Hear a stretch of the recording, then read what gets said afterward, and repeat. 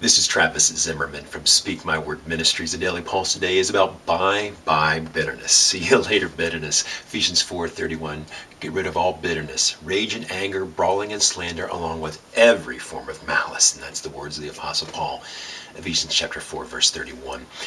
The story is this. I was at Gold's Gym the other day in the morning, and I was working out. My buddy comes up, and he jumped on the elliptical as well, and he didn't even punch it in. We were talking for like 30 minutes, and we were both kind of sweating there.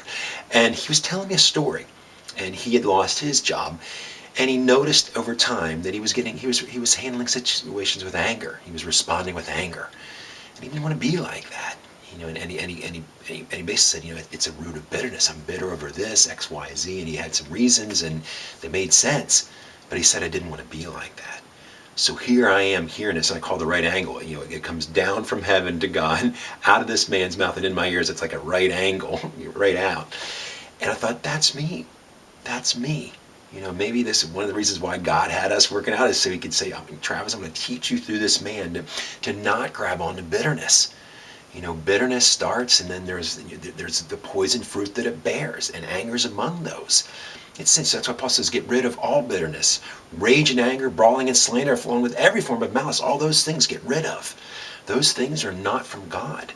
And when we allow them to sit in our hearts, bad fruit erupts from that.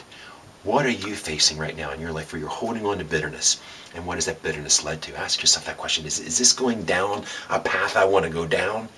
Probably not. And again, I'm guilty. That's what I'm saying here. I'm guilty. I confess that I'm guilty of that. So, Father, my prayer would be that I would give up that bitterness. You allowed these events to occur.